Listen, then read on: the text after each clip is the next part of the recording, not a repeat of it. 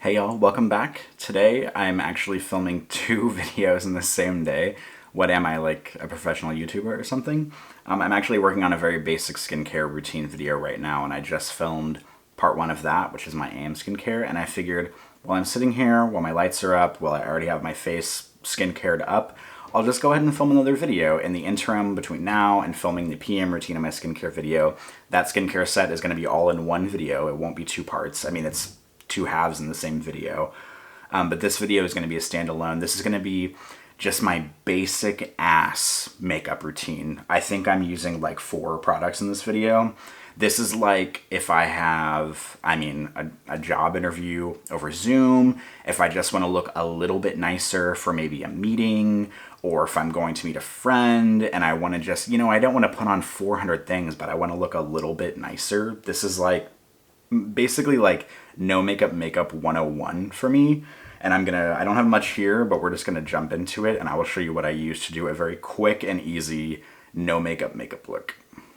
Okay, so the last thing I did for my skincare section of this video was use an SPF. I've actually been using this L'Oreal Age Perfect. This is like so funny because this is meant for like older, mature women. I'm pretty sure L'Oreal hired like Helen Mirren to do the marketing for that because I remember Nadine Baggett interviewing her for her channel and she was like repping this. I found this at a TJ Maxx for like $10 or $12 and it's just an SPF 30 day cream. It's the one I use pretty much every single day. It does have a tiny bit of like micro glitter in it, but I can only see it when I'm like this close to the mirror and I'm really like looking up close to see. It probably won't even detect on camera, but I do like this moisturizer or this SPF because it has quite a bit of glow to it. I mean, it's meant to sort of brighten up your skin. It looks rosy in the container, but the rosiness does not come off on the face. It just leaves, kind of a brightened, glowy complexion with a little bit of micro glitter, which I know sounds awful, but sometimes I'm up for something a little weird and experimental like that. So I just put that on. And in between this and my foundation, I'm going to use the e.l.f., what is this called? The Poreless Face Primer. This is one of e.l.f.'s older primers. It comes in the tube. They have the putty primer, which is fine. I don't mind it, but I like this one better because it's very silky. And I find that sometimes this SPF can be it can pill a little bit if I'm not careful, which we'll see if it does on video today.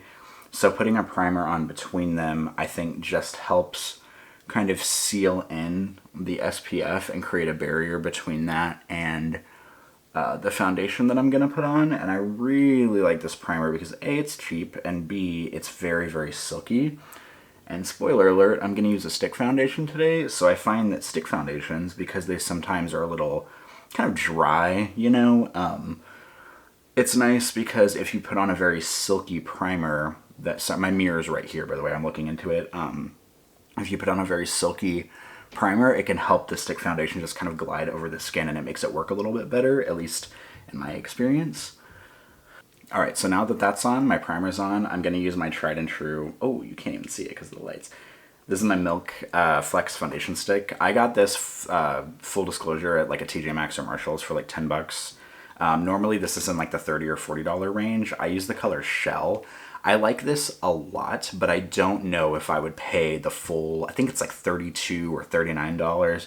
I don't know if I went through this, if I would go out and buy it full price, just full disclosure, but I do like a stick foundation because it's just so easy. You don't have to squeeze it on the back of your hand. You don't have to rub it between your fingers. Like I have the Revlon Candid foundation. I'll put a picture somewhere up here. The Revlon Candid, I can't speak. Sorry, I'm getting ahead of myself.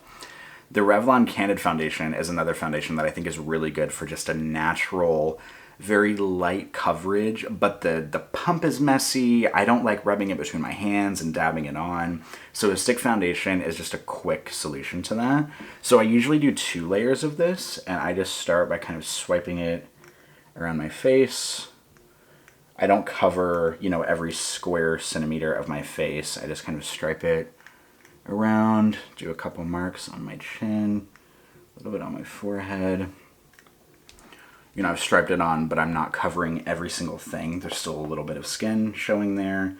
I'm going to use my Real Techniques Miracle Complexion Sponge. As you can see, I need to wash it. This one's kind of dirty, gross. I have dampened this, so it's a little bigger, it's a little fluffier. And I'm just going to start blending this around my face, like so. Oh, I can hear like a marching band in the distance. Can you hear that? Maybe it's a second line in New Orleans or something.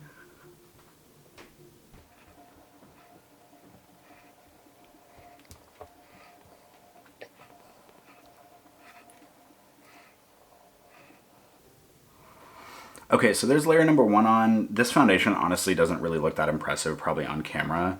Nor does it really in real life, but I love it because it's just easy to use. It has very light coverage. It still lets my skin show through. It's just easy to use, and it just gives me a little bit of, just a little extra, you know, like a little extra something. And I'm gonna go in with a second layer, and even though I'm doing 2 layers, this will not look cakey or anything. I like this foundation stick because it's very natural. You know, it doesn't look a certain way on the skin. It doesn't look super, I mean, I can get down with a dewy foundation, but it's not super dewy. It's not super matte. It's just natural. It just looks like skin. So I'm gonna blend out this second layer.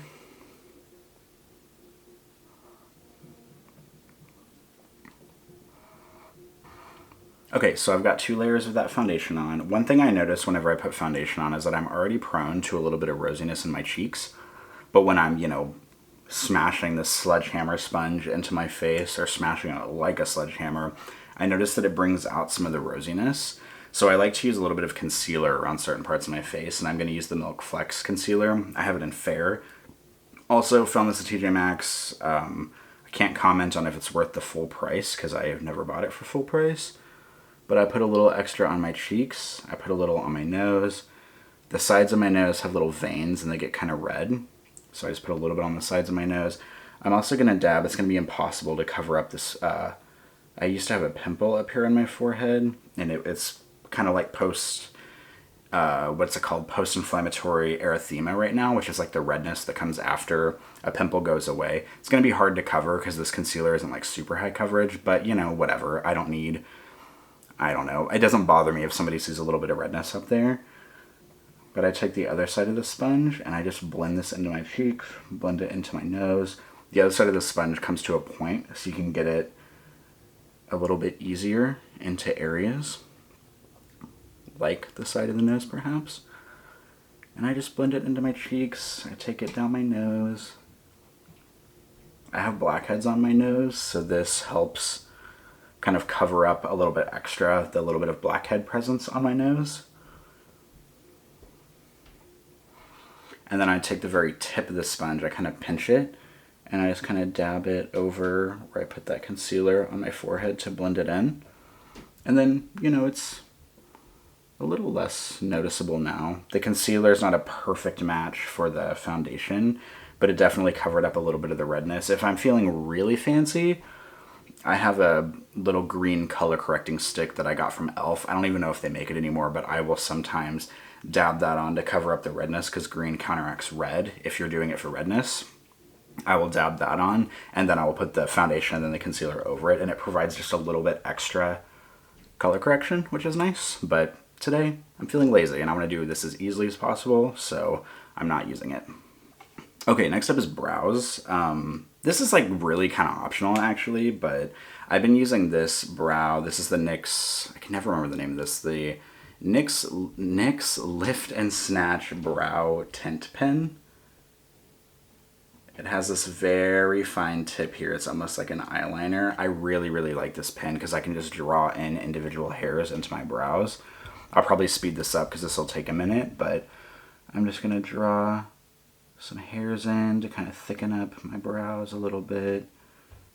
I don't want them to be full-on Instagram blocky brows, but I want them to look like they have a little bit of volume behind them. So that's what I'm going to do. Just draw some hairs in very lightly, very light strokes, just to make it look like I have some extra brow going on there. I don't know if you can tell, am I in focus on camera, but I just did this brow. I have not done this. Maybe this one looks a little denser. That's the idea anyway. So I'm going to do the other one next. Also, something I like about this pen is there's a little shaker in it. So if it starts to feel a little bit dry, you can just shake it and then resume what you were doing before.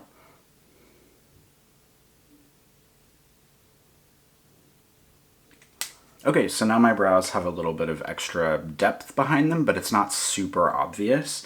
And I'm gonna take a brow gel next. This is a very natural brow gel. I don't think this is available anymore, but this is the e.l.f. Beautifully Bare brow gel in medium. This is also kind of an optional step, but I like to do this. The spoolie on it is very teeny tiny, which I like. So I'm just gonna run this through my brows gently.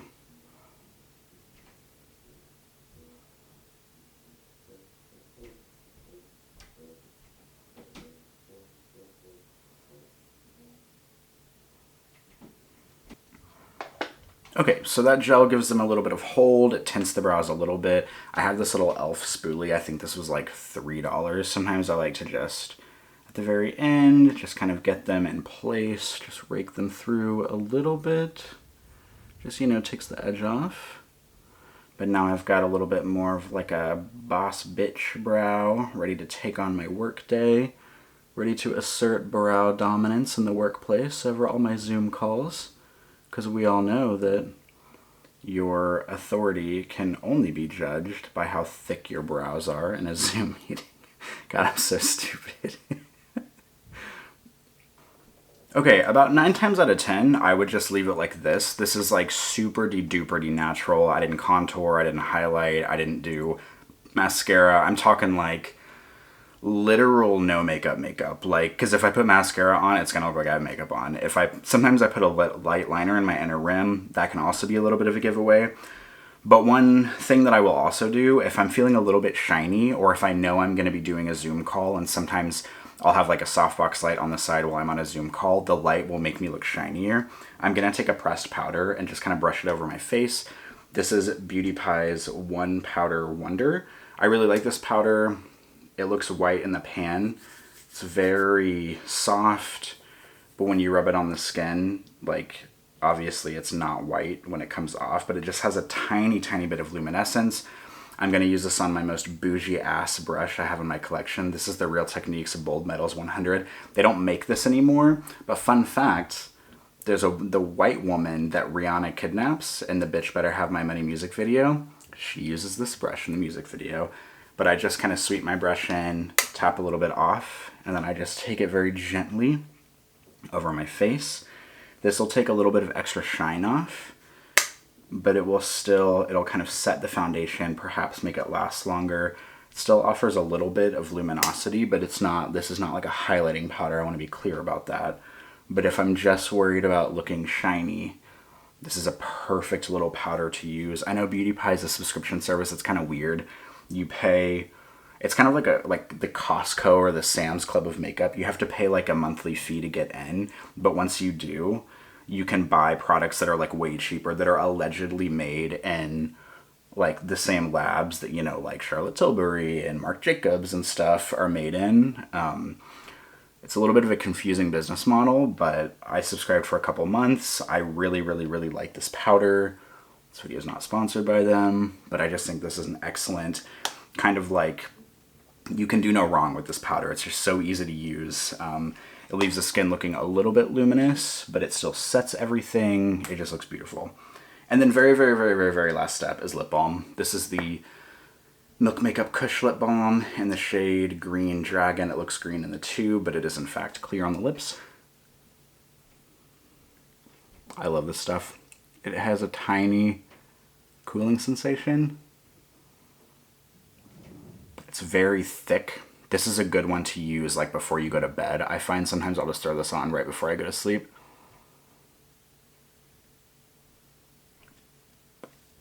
Just leaves my lips looking a little bit juicy, a little bit hydrated. Really like this. You can also, I find this at TJ Maxx all the time. Also, the lid is a magnet. Oh, God.